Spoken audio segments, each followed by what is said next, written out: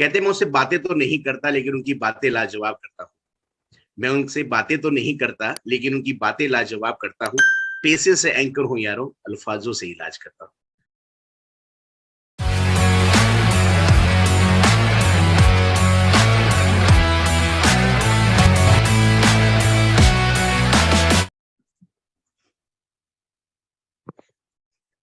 नमस्कार दोस्तों। तो आज हमारे साथ है एंकर विनय हर्ष सर। विनय हर्ष सर के बारे में अगर मैं थोड़ी सी बातें आप सभी को बताऊं तो ये अभी तक पूरे भारत में 300 से ज़्यादा 300 प्लस शोज को होस्ट कर चुके हैं, जो कि भारत के किसी स्पेशल स्टेट या सिटी में ही नहीं बल्कि पूरे भारतवर्ष में, चाहे वो मुंबई हो, राजस्थान हो, गोवा हो, हर जगह इन्होंने शोज को होस्ट किया है। और आज ये भारत के मशहूर एंकर के रूप में हम सभी के सामने हैं। तो सबसे पहले सर, आपको रेडर न्यूज़ के प्लेटफॉर्म पे हम हार्दिक अभिनंदन करते हैं। सर बहुत बहुत धन्यवाद। और मेरा भी एक बहुत बड़ा सौभाग्य है कि आपके साथ जुड़ने का मुझे अवसर मिला। और जैसा कि आपकी जो रेडॉन कंपनी बहुत ही ऐसी कंपनी है और ऐसा है, लोगों को प्लेटफॉर्म देती है जहां पर हमें आकर ऐसा लगता है कि हम अपने जीवन को और अच्छा बेहतर बना सकते हैं। एकदम समीर सर। भाई आपका बहुत बहुत चलिए, तो आइए सर, हमारी बातचीत को आगे बढ़ाते हुए मैं सबसे पहला प्रश्न ये जानना चाहता हूँ कि इन सभी चीज़ों की एंकरिंग की या फिर आपकी कि मुझे एंकरिंग करनी है, आमतौर धन्यवाद। पे ये चीज़ लोग समझ नहीं पाते हैं। कुछ लोग करते हैं कि मैं होस्ट कर रहा हूँ, बट ऐसे एंकर कर रहा हूँ ये चीज़ समझने में काफ़ी देरी कर देते हैं। पर आपको ये चीज़ कब रियलाइज हुआ that I can do anchoring and yes this is my profession? जी, बिल्कुल मैं समझिए आपको बताऊँगा कि मैं ऐसे मेरी जीवन जो है बड़ा घुमावदार रहा। मैं वैसे आप कहो तो मुझे कह सकते हो एमबीए एंकर वाला। मैं एकेडमिक रूप से मैं एमबीए बीसीए की, देन मैंने एमबीए किया। देन 7 ईयर मैंने प्राइवेट कॉर्पोरेट बैंक में मैंने नौकरी की। देन मुझे लगा कि मेरे अंदर ये कैपेबिलिटी है कि मैं अपनी बात को लोगों तक पहुँचा सकता हूँ। कहते मैं उससे बातें तो नहीं करता लेकिन उनकी बातें लाजवाब करता हूँ। मैं उनसे बातें तो नहीं करता लेकिन उनकी बातें लाजवाब करता हूँ। पैसे से एंकर हूँ यारों, अल्फाजों से इलाज करता हूँ। तो वाह, मुझे बहुत। लगा कि मेरे अल्फाज लोगों तक पहुंचते हैं, मेरे दिल की बात लोगों तक पहुंचती है। मैं जब छोटा था, 2002 की बात करूं, आज से 20 साल पहले की, तब स्कूल में एक एनुअल फंक्शन हुआ था। तो हम्म। वहां एक नाटक हमने लोगों ने किया था। उस नाटक में मुझे लीड रोल दिया गया। तो बहुत छोटा था, शायद उस समय मेरी उम्र 10 से 12 साल होगी। तो मैंने उस समय भी उस लीड रोल को बहुत अच्छी तरह से संभाला और लोगों ने कहा कि यार ये बच्चा अच्छा बोलता है। हम्म। तो कहीं वहीं से मेरे अंदर इंस्पिरेशन थी। फिर मैंने इसको एज ए प्रोफेशन में पिछले 5 साल पहले मैंने इसको एज ए प्रोफेशन बनाया। और मुझे लगा कि जिस काम में आपको खुशी मिलती है, जिस काम में आपको मजा आता है, वो काम आपको करना चाहिए। तो मुझे जरूर इस सर। काम को करने में खुशी मिलती है, मुझे मजा आता है। तो वहीं से एकदम। मुझे लगा कि मुझे बतौर एंकर मुझे एज ए प्रोफेशन चुनना चाहिए। अच्छा, तो फिर सर, आपके परिवार में फिलहाल जैसे हम देखते हैं कोई भी प्रोफेशन को चुनने के टाइम फैमिली की सपोर्ट कुछ चीज़ों में होती है, बट बहुत सारी चीज़ों में नहीं होती है। तो फिर जानना चाहूँगा कि आपकी फैमिली में फिलहाल मेंबर्स कौन कौन हैं, थोड़ा उनके बारे में आप बताएं, और फिर उनका क्या सपोर्ट रहा आपके इस एंकर बनने की जर्नी में। बिल्कुल। मेरे फादर और मदर दोनों गवर्नमेंट टीचर से रिटायर्ड हुए। पापा जी खुद एक बतौर, मैं ये तो नहीं कहूँगा प्रोफेशनल एंकर थे, बट मेरे पापा जी बहुत अच्छे वक्ता हैं, बहुत अच्छे बोलते थे। जब 1987-86 में जब बड़े-बड़े चुनाव की रैलियाँ हुआ करती थी, तो मेरे पिताजी 5,000 लोगों, 10,000 लोगों के सामने बोला करते थे। तो कुछ जीन्स भी मेरे अंदर हैं वो मेरे पिताजी के। और मेरी एक प्यारी-सी वाइफ है और 2 गुड़िया हैं मेरी, 2 बेटियाँ हैं। और फैमिली का सपोर्ट हमेशा रहता है, क्योंकि जब मैं किसी प्रोग्राम में जाता हूँ तो वाइफ से कपड़े तैयार करवाना एक सबसे बड़ा टास्क होता है। तो क्योंकि आपका जितना अच्छा लुक होगा, क्योंकि आप देखते हैं कि एंकरिंग में आप एक हम्म। स्टेज को रिप्रेजेंट कर रहे होते हैं और सभी ऑडियंस आपको देख रही होती है, तो आपका लुक बहुत ही मैटर रखता है। तो मेरी वाइफ मुझे बहुत सपोर्ट करती है आज मेरे लुक को सुधारने में, मेरे ड्रेसिंग सेंस को, क्योंकि मुझे बिल्कुल कपड़ों का बिल्कुल वही लेके आती है, वही परचेज करती है। तो ये बहुत बड़ा मोरल सपोर्ट है। मेरी माँ का आशीर्वाद मेरे पर बहुत बड़ा है। मैं जब भी किसी प्रोग्राम में जाता हूँ तो मैं माँ के चरणों को स्पर्श करके, एक पाँव छूना होता है, चरणों को स्पर्श करना होता है, नतमस्तक होकर मैं जाता हूँ। तो इससे बड़ा सपोर्ट मेरा परिवार का हो ही नहीं सकता। टोटली सपोर्ट करते हैं। लगा स्टार्टिंग में गया तो एक 50-60 हजार की नौकरी छोड़कर बैंक की job as a deputy manager में था, मैंने छोड़ी। बड़ा रिस्क था, क्योंकि मुझे फैसला लेना बड़ी बात नहीं होती, फैसले को प्रूफ करना बड़ी बात प्रूफ होती है। करना। तो मेरे लिए टास्क था, मैंने कहा नहीं मम्मी पापा मैं करके दिखाऊंगा। डेफिनेटली आज लोगों का प्यार मिलता है, लोग सुनते हैं, लोगों को अच्छा लगता है, तो फैमिली मुझे बहुत सपोर्ट करती है। एकदम सर, वैसे भी हम लोग परिवार के सपोर्ट के बिना कोई भी चीज शुरू तो करते हैं, बट हमें कहीं ना कहीं उसकी सपोर्ट की जरूरत पड़ती है। तो सर, बिल्कुल। हमारा अगला प्रश्न ये है कि सर, जब आपने पहला स्टेज शो किया, तो वो जो फर्स्ट एक्सपीरियंस होता है किसी भी फील्ड में, किसी भी जॉब में, किसी प्रोफेशन में, तो वो एक यादगार पल होते हैं। तो कुछ उसकी यादें साझा कीजिए कि जब आपकी पहली आप एंकरिंग, आप स्टेज पे गए, माइक पकड़े, तो क्या डर लग रहा था या खुशी थी, या फिर किस बात की खुशी थी? तो वो चीज थोड़ा सा कहानी के रूप में आप साझा कीजिए। बिल्कुल सर, देखिए कि पहला शो लाइफ का हमेशा एक ड्रीम होता है, और पहला शो आपको बहुत कुछ सिखाता है। गलतियां 100% आपसे होगी, हम्म। क्योंकि आपको माइक पकड़ने का तरीका, प्रोनाउंसिएशंस में बड़ी गलती होती है आपसे, आपके बोलने के में आप काफी शुरुआत में जब आप स्टेज पर जाते हैं, जब आपको एक्सपीरियंस नहीं होता, आप फटाफट बोलने की कोशिश करते हैं।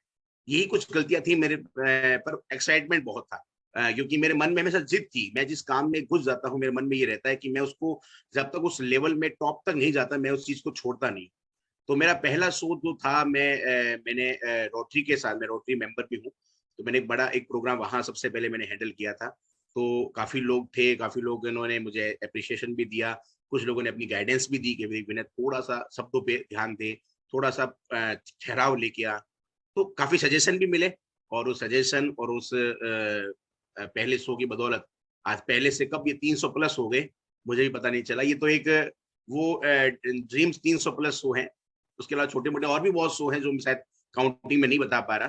पर ये 300 प्लस जो है वो ड्रीम शो है, जो बड़े बड़े शोज मैंने अभी तक किए हैं। छोटे मोटे को शायद ये संख्या लगभग 700-800 करीब हो जाएगी। तो पहला शो बहुत कुछ सिखा के गया, धीमे धीमे एक्सपीरियंस बढ़ता गया, और लोगों का, मैंने बातों को सुना, लोगों की बातों को मैंने एज ए नेगेटिव पॉइंट नहीं लिया, मैंने उनकी बातों को पॉजिटिवली समझा कि नहीं जो बातें कह रहे हैं। क्योंकि देखो, आप जब स्टेज पर होते हैं तब आप पर सब लोगों की नजर होती है, और हम्म। वो इंसान आपको बड़ी न्यूट्रली वे में देखता है कि भैया आपके अंदर आपका, आप खड़े कैसे हैं, आपका खड़े होने का तरीका क्या है, आप अपने ऑडियंस के साथ कैसे आई कांटेक्ट बना के रख रहे हैं। तो बहुत सी चीजों को मैंने लोगों से सुना भी, और उसमें सुधार भी किया, और आज जितना भी मैं सक्सेस हो पाया हूँ, उन्हीं लोगों की बदौलत हो पाया हूँ, जो पहले शो था उसके बदौलत। और आज यदि मैं 300 भी शो करता हूँ, आज मुझे कोई लोग कहते हैं कि विनय यार इसमें ये थोड़ा सा और कर लेता तो मजा आ जाता था, तो मैं उसको करने की पूरी कोशिश करता हूँ। एकदम सर। तो फिर सर, हम ये देखा जाए कि आपने हर एक शो से कुछ ना कुछ सीखा है, फिर चीज़ों को आपने सुधारा है, जो कि एज ए एंकर या फिर किसी प्रोफेशन में काफ़ी ज़रूरत होती है। तो सर, जैसे हम अगर आपकी प्रोफेशन की बात करें, एंकरिंग की, तो अभी जो एंकरिंग स्टार्ट करने वाले हैं या फिर जो कर रहे हैं, जो यंगस्टर हैं, तो उनके लिए आप कुछ सुझाव दीजिए। 5 या सुझाव, ऐसे कुछ 5 पॉइंट बताइए जो कि एज ए एंकर उनमें होनी चाहिए while they are doing the anchoring और होस्टिंग द शोज। बिल्कुल। सचिन, मैं आपको बताना चाहूंगा, मेरे जो व्यूअर्स देख रहे हैं, एंकरिंग एक ऐसा प्रोफेशन है जहाँ पे आप अपनी लाइफ को बहुत बेहतर बना सकते हैं। कैसे बना सकते हैं?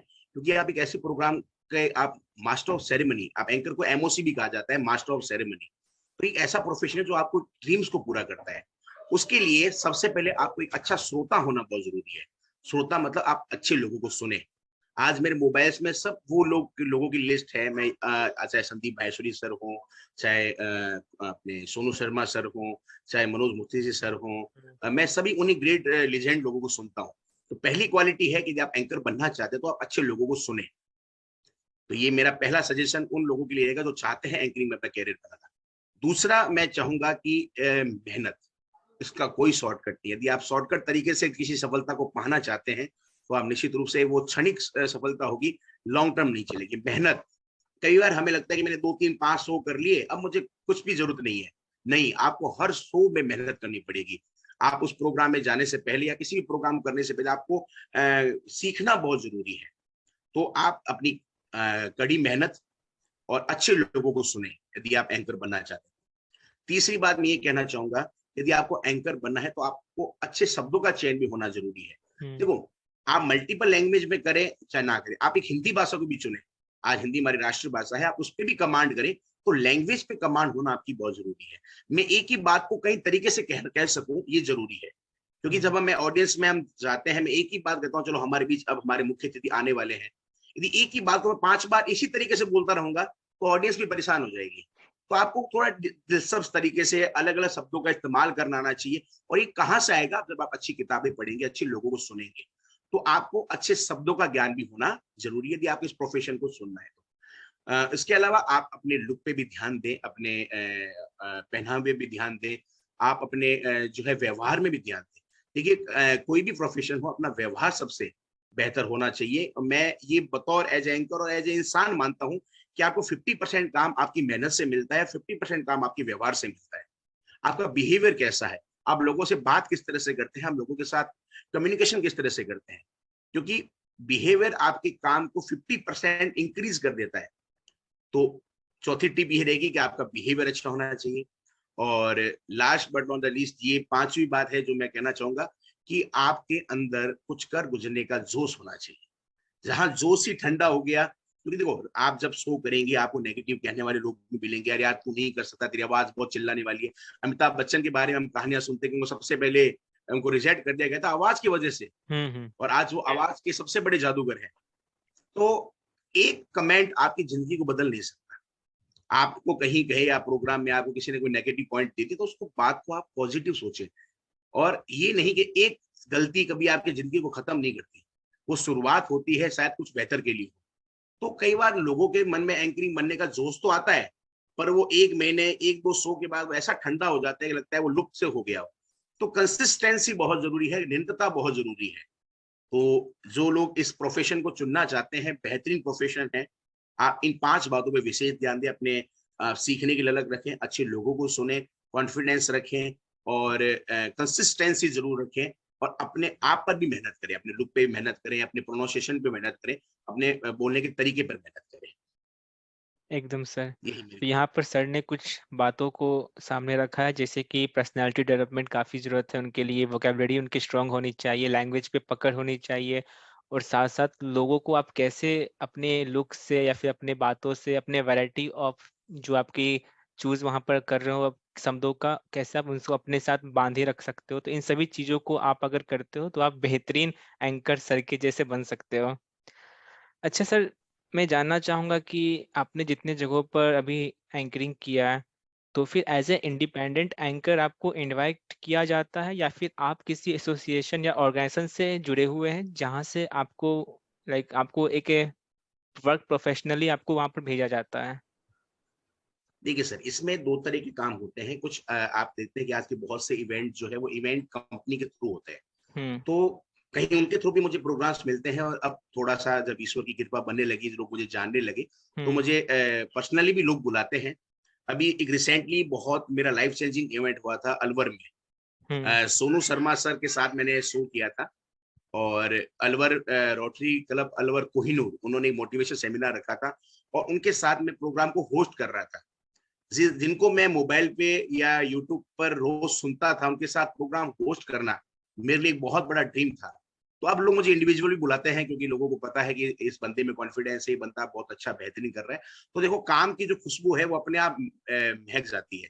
तो जैसे जैसे आप काम करते हैं, तो कुछ काम आपको इवेंट्स के थ्रू भी मिलते हैं, जो इवेंट मैनेजमेंट के जो लोग हैं उनके थ्रू मिलते हैं। अब कुछ काम जो है वो पर्सनली वे भी आपको लोग बुलाते हैं, बिल्कुल आपको इन्वाइट करते हैं कि आप हमारे प्रोग्राम को होस्ट कीजिए।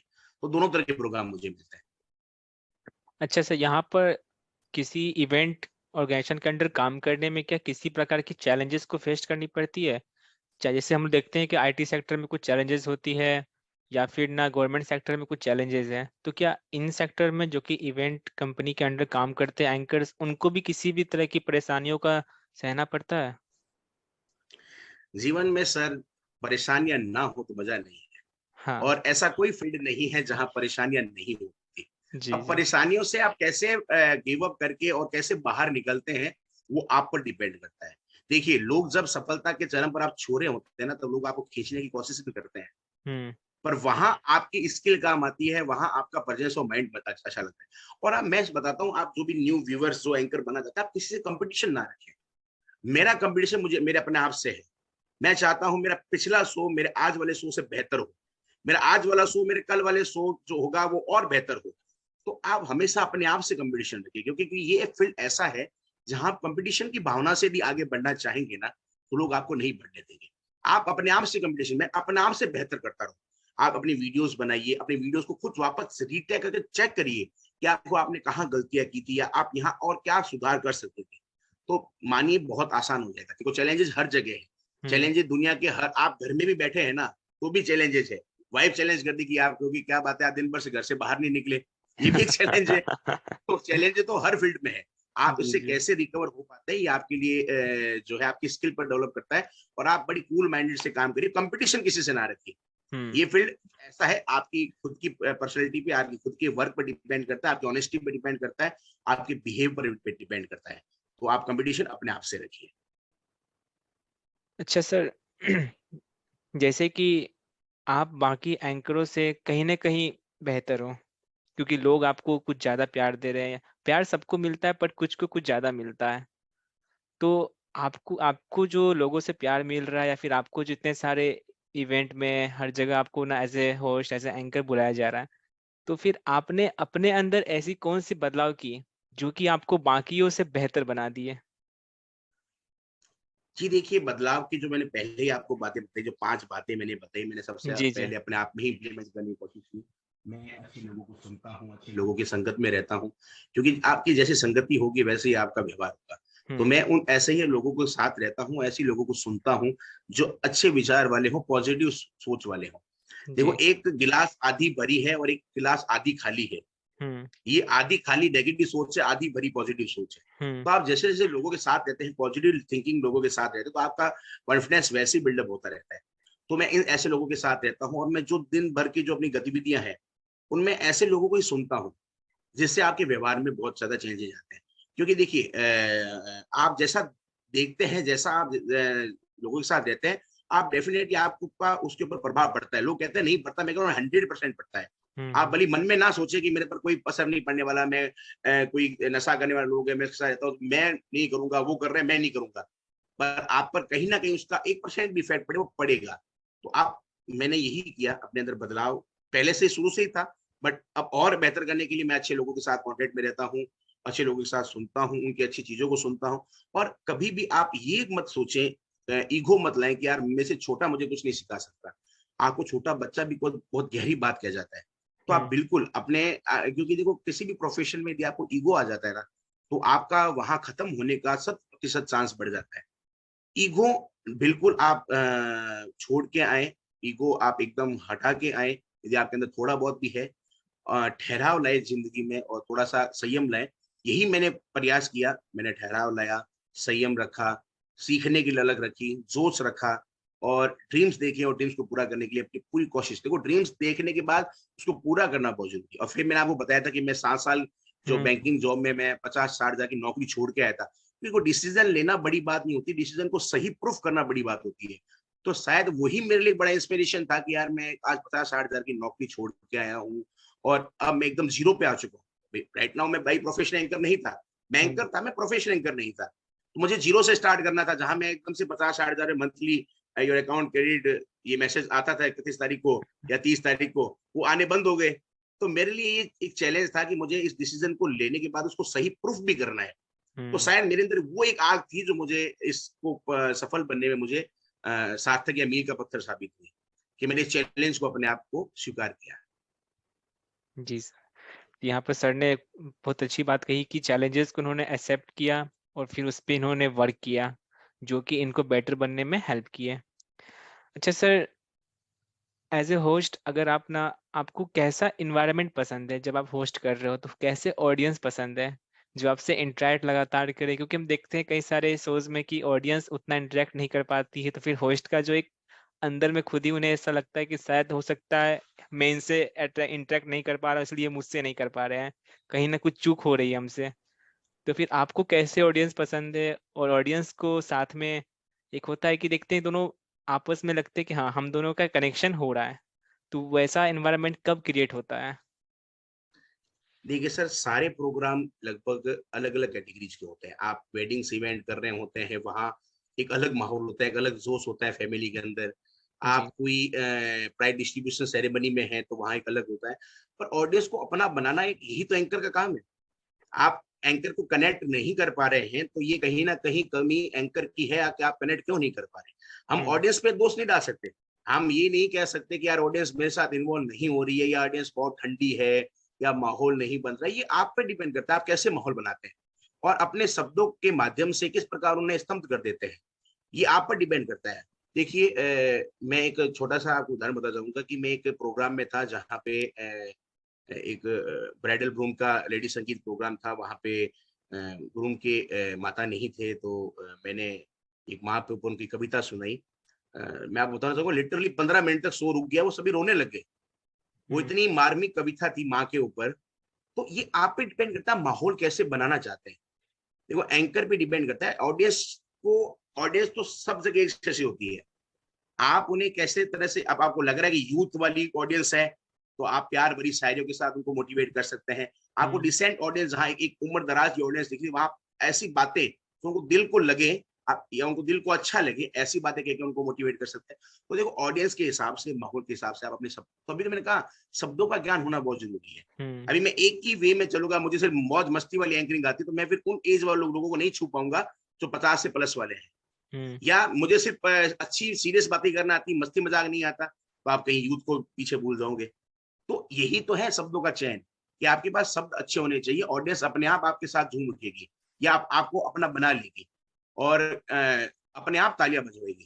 क्योंकि आपको कहना नहीं पड़ेगा कि भैया प्लीज़ क्लैपिंग कीजिए या प्लीज़ मेरे लिए तालियाँ बजाइए क्योंकि आपके शब्दों में वो गहराई होगी, वो दर्द हुँ। होगा, वो ठहराव होगा, तो ऑडियंस बिल्कुल आप अपने आप बना सकते हैं ऑडियंस को।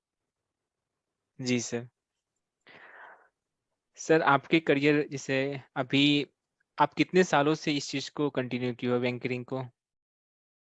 मैं अभी बाई प्रोफ़ेशन लगभग 5 साल से बाई प्रोफ़ेशनल एंकरिंग कर रहा हूँ। और जी, उससे जी। पहले मैं किया करता था बट वो प्रोफ़ेशनली नहीं मान सकते उसको। जी, तो और जॉब आने के साथ-साथ मैं जी। अ, तो फिर सर आने वाले जो 5 साल होंगे, आपने 5 साल में 300 प्लस प्रोफ़ेशनल शोज़ कर चुके हैं। तो आने वाले जो आपके 5 साल होंगे, उसमें आप क्या प्लान कर रहे हो? किस तरह से आप इसको कंटिन्यू करने वाले हो? कुछ नई आप इसमें टेक्निक लाने वाले हो या फिर ना कुछ बड़े होस्ट जो कि आप प्लान कर रहे हो इवेंट का? तो वो बताइए। जी, आने वाले 5 सालों में मेरा यही एक ड्रीम है कि मैं इंडिया के हर कोनों में जाके शो करूँ।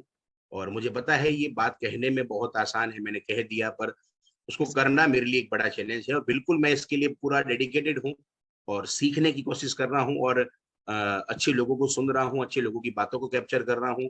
तो मैं यही उम्मीद करता हूँ कि आने वाले 5 सालों में कुछ ऐसे बेहतर-बेहतर प्रोग्राम्स हो जैसे मैंने आपको बताया कि सोनू जी। शर्मा सर के साथ मेरा एक बहुत बड़ा इवेंट हुआ, तो जी, जी। बहुत कॉन्फिडेंस बिल्ड हुआ। आप देखिए कि अलवर के हर मोहल्लों में, चौक में बड़े-बड़े होर्डिंग्स सोनू सर के साथ मेरा भी लगा था। तो एक इतनी प्राउड फील होता है कि यार इतने बड़े लीजेंड पर्सन के साथ आज मैं एक एज़ अ होस्ट उनके साथ उस फ़ोटोग्राफ्स हुँ, में हूँ और उन्होंने भी बहुत एप्रिशिएट किया मुझे। तो ऐसे कुछ लोगों के साथ मेरे मुझे पूरी उम्मीद है, मेरे ईश्वर पे मुझे उम्मीद है, मेरी मेहनत पे मुझे पूरी उम्मीद है, मेरे माँ के आशीर्वाद पे मुझे पूरा यकीन है कि मैं आने वाले 5 सालों में बेहतर से बेहतर लोगों के साथ काम करूँगा और कुछ डिफरेंट कुछ अपना लिखा हुआ भी, कुछ अपनी बातें लिखी भी मैं चाहूँगा उसमें ऐड ऑन हो क्योंकि कई बार कॉपी पेस्ट की हुई चीज़ें लंबे समय नहीं चलती।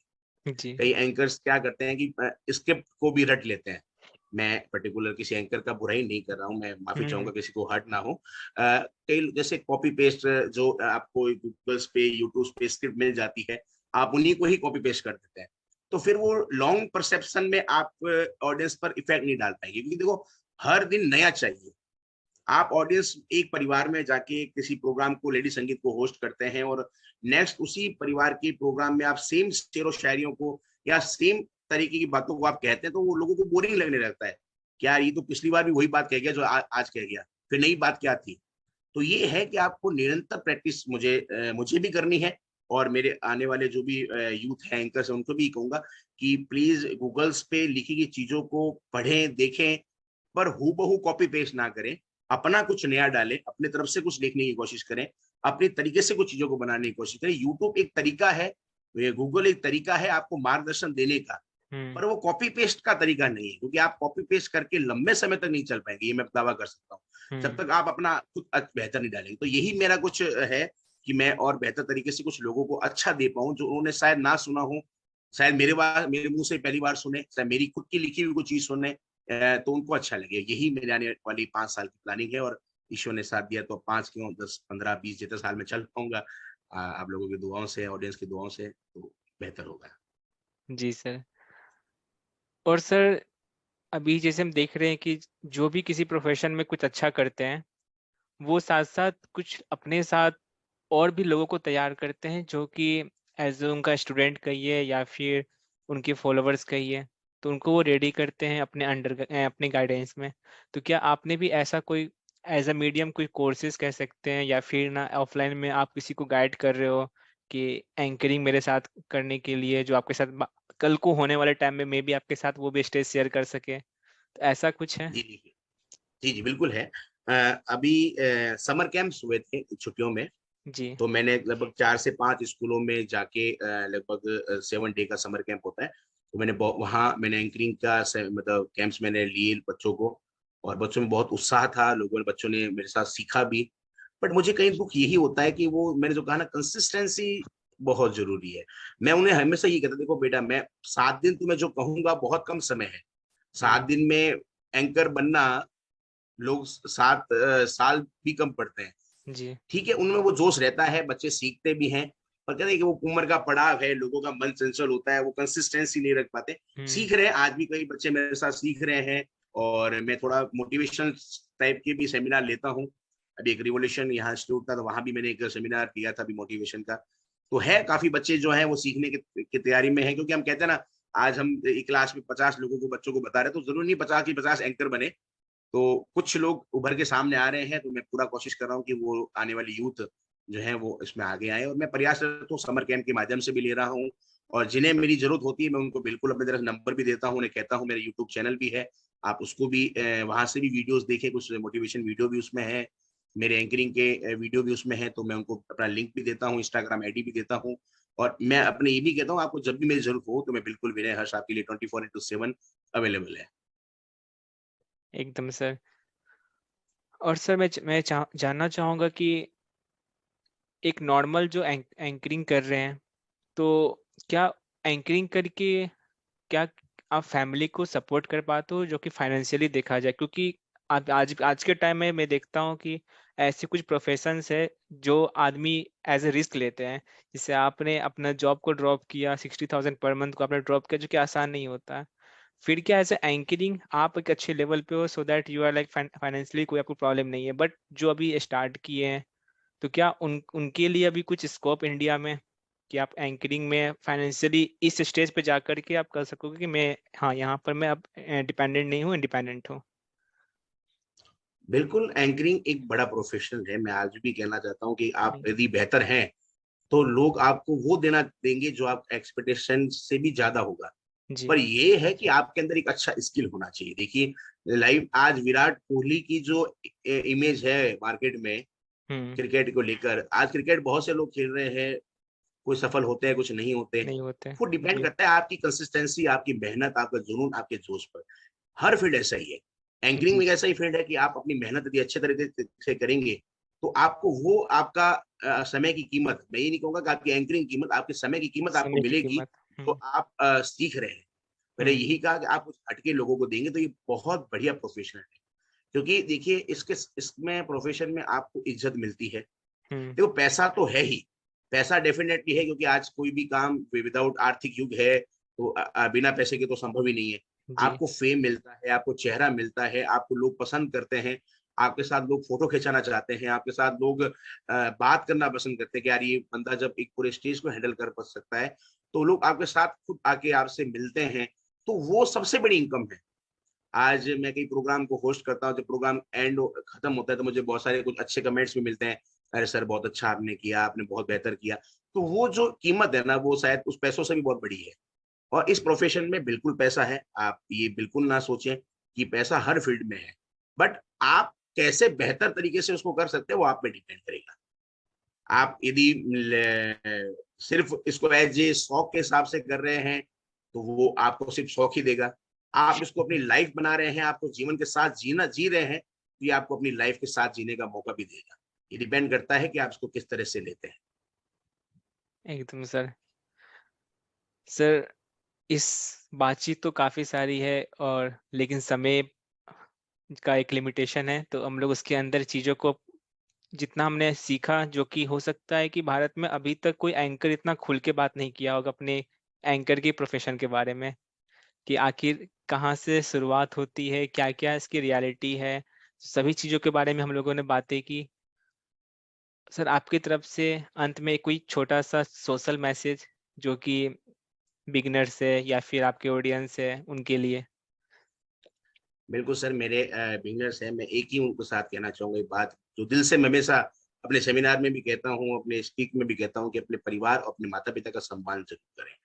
यूथ कहीं न कहीं परिवार जो है वो पहले जॉइंट फैमिली हुआ करती थी, आज हम 2 हमारे 2 की जो एक न्यूक्लियर मुहिम चली है फैमिलीज़। वहाँ पर परिवार छोटे होने लगे। तो जी, अपने जी। माता-पिता का आशीर्वाद है, जो माँ के दिल से जो दुआ निकलती है ना, जी, कहते हैं कि हर किसी के प्यार में कुछ आधा या अधूरा निकलेगा, कि हर किसी के प्यार में कुछ आधा या अधूरा निकलेगा, एक माँ का प्यार है जो 9 महीने ज़्यादा निकलेगा। वाह! तो माँ से बेहतर कोई नहीं है। तो माँ का आशीर्वाद आप हमेशा लें, अपने माता-पिता का आशीर्वाद लें, बड़ों का सम्मान करें। और आज का जो यूथ ये जो मोबाइल की ज़िंदगी में खराब हो रहा है, मोबाइल बहुत बढ़िया साधन है यदि इसका यूज़ किया जाए तो। आप यदि गेम्स खेल रहे हैं, आपको क्या दे रहा है? आप यूँ सोचिए कि आप उस मोबाइल में सिर्फ़ रील्स देख रहे हैं या आप उसमें सिर्फ़ गाने सुन रहे हैं, वो कंपनी कमा रही है, आप नहीं कमा रहे। वो हुँ, आपका समय कितना लेगी, आपको पता भी नहीं चलेगा। तो आप अभी से सोचें। और एक मैसेज मैं और देना चाहूँगा कि जी। आजकल यूथ जो है वो नंबर्स में माता-पिता भी जो हैं वो कहते हैं कि बच्चों के 98, 99% आने के बाद भी बच्चे रो रहे हैं हुँ। कि सर मेरे 2% घट गए। और मैं तो कहता हूँ हम तो इतने में 3 लोग पास हो जाते हैं और आप 98 में भी रो रहे हो। तो नंबर्स में ना जाए। आज ये नंबर्स का खेल नहीं है। अल्टीमेटली जो स्किल्स। सफल है जी। वो दिखता है। लोग जो है वो परिणाम देखते हैं, प्रयास नहीं देखते। तो हुँ, परिणाम यही है कि आप जिस तरह से अपने आप को आपका जो शौक है, आपके जो आपके अंदर की जो क्वालिटी को पहचानिए, ये बहुत ज़रूरी है। जैसे आप एक अच्छे एंकर बन सकते हैं, आप अच्छे डांसर हैं तो आप डांसिंग फील्ड में जा सकते हैं, ये भी फील्ड है। हुँ। मुझे भी सर बताऊँगा, मुझे कई बार ये सुनने को मिला कि अरे विनय आजकल क्या करता है? मैंने कहा मैं एंकरिंग करता हूँ। अरे यार बहुत अच्छी बात है। काम क्या करता है? तो लोग लोग एंकरिंग को अभी भी है माइंड में लोगों लोग एंकरिंग को समझते हैं चलो तो शौक है, पर ये भी हुँ, प्रोफेशन है। मैंने प्रूफ किया है कि हाँ बिल्कुल प्रोफेशन है। मैं इसमें कमा भी रहा हूँ, मैं अपना घर का पालन पोषण भी कर रहा हूँ, मैं आगे अपना फेम भी कर रहा हूँ। तो आप इसको एक पैसा समझे। लोग सिर्फ पढ़ाई को ही, मैं पढ़ाई का विरोध नहीं कर रहा हूँ, पढ़ाई मस्ट नेसेसरी आपके हुँ। सर्वांगीण विकास के लिए। बट आपको लगता है कि पढ़ाई के साथ साथ आपके अंदर कोई अदर हुनर भी है, आप अच्छे पेंटर बन सकते हैं, आप अच्छे राइटर बन सकते हैं, अच्छे संगीतकार बन सकते हैं, आप अच्छा इंस्ट्रूमेंट बजाते हैं, वो बजा सकते हैं। तो आप अंदर के हुनर को पहचाने, दिल की सुने, अपनी ज़िंदगी की चाबी किसी दूसरे को मत दें, कि मैंने इसलिए साइंस ले ली कि मेरे फ्रेंड ने ले ली, या मैंने इसलिए आर्ट्स लिए कि मेरे पापा ने कह दिया। आप अपने हुनर को पहचाने, आपके अंदर बहुत कैपेबिलिटी है, आप चाहेंगे तो बहुत कुछ कर सकते हैं। ये छोटा-सा मैसेज मेरे लिए, सभी के लिए था। ज़रूर सर। मैसेज भले छोटा है, बट इस मैसेज को अगर एनालाइज़ किया जाए, समझा जाए, तो काफ़ी सारी चीज़ें ये आपको सिखा देगी, क्योंकि ज़िंदगी में आपको आगे बढ़ने के लिए, कुछ करने के लिए मोटिवेट करेगी, अगर आप इसको इम्प्लीमेंट करते हो तो।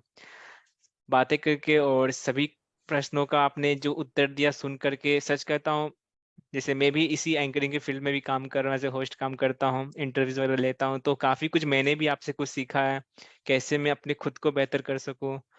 और मैं ये उम्मीद करता हूँ जो हमारी ऑडियंस है या फिर जो आपके फॉलोवर्स हैं, वो सभी इस चीज़ को समझेंगे और अपने जीवन में कुछ न कुछ बदलाव ज़रूर लाएँगे इन सभी चीज़ों से, जो भी एक समराइज़ उन्हें मिलता है, उस चीज़ को अपने अंदर ला कर के। सो धन्यवाद सर हमारे प्लेटफ़ॉर्म पे आने के लिए। मैं आशा करता हूँ कि जल्दी ही हमारी मुलाकात और भी जगहों पे होगी, और कई बड़ी मुकाम अभी आपके लिए इंतज़ार कर रही है, सबको हासिल करना आपका भी है। तो thank you so much sir, अपने लिए इस महत्वपूर्ण समय देने के लिए हमें। बहुत-बहुत धन्यवाद सर, आपका भी बहुत-बहुत धन्यवाद मुझे बुलाने के लिए और इतना समय देने के लिए। और आप भी बहुत बेहतर कर रहे हैं। मैं भी आपके लिए भी दुआ करता जी, हूँ कि आपके लिए भी आने वाला समय बहुत ही गोल्डन टाइम पीरियड हो। Thank you sir. Thank you so much sir. Thank you.